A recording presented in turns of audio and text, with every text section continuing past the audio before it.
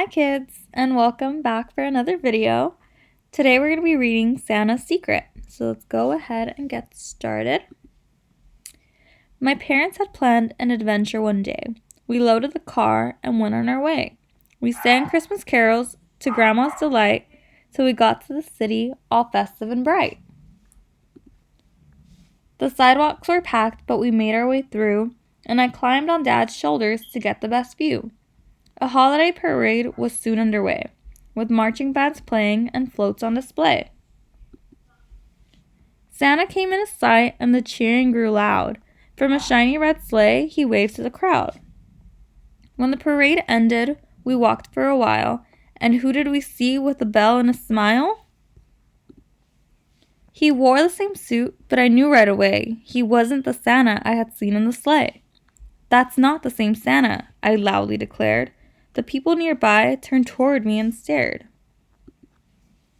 Mama said, "Santa needs helpers to get the job done," but I demanded to know who is the real one. Grandma leaned down with an answer for me. "It's Santa's secret, just as it should be." But everyone knows that secrets won't out.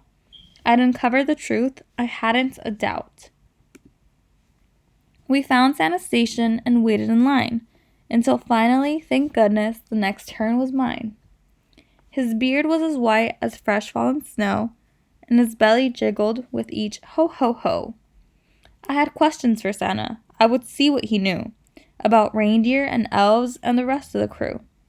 I got out my notebook. I would crack this case wide. From a good detective, the truth cannot hide. "What is your name?" I started off simple. On each side of his grin, I noticed a dimple. "Who are your reindeer? What do they eat? And does Rudolph have a favorite treat? Do your reindeer sleep? Where do you live? Who helps you decide what presents to give? Do you like to fly? Do you take vacations?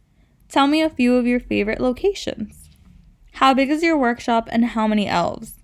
Do they live with you or all by themselves?"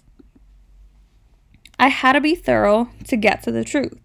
I recorded his answers like any great sleuth. I paused for a moment and looked into his eyes. This question would catch him by surprise. "Are you the one? Are you for real? Do you like being Santa? How does it feel?" Santa Claus chuckled, and his reply was a tug of his beard and a wink of his eye. Then he patted my head and had a question for me.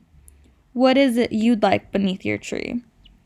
I thought my investigation should persist, but I thanked him instead and gave him my list.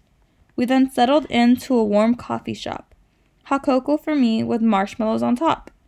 Looking over my notes, did I have enough? Could I solve this case, or was it too tough?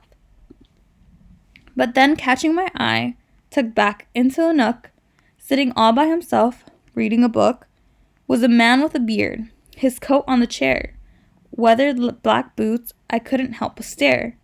He munched on a cookie and sipped on a drink. There was something about him, I didn't dare blink. With notepad in hand, "Excuse me," I said. I saw that his cheeks were bright cherry red. His smile stretched up and crinkled his eyes, and then without asking, to my surprise, he said, "Reindeer like barley and berries to eat, but carrots," he added, "are their favorite treat." I turned toward Mama for a second, I swear, and when I turned back, the man wasn't there. I had seen a few Santas throughout the day. Had I met the real one? This sleuth cannot say. Grandma is right, it's as it should be. So I'll keep Santa's secret, it's safe with me. The end. Hope you guys enjoy this little Christmas tale, and I'll see you guys next week. Bye!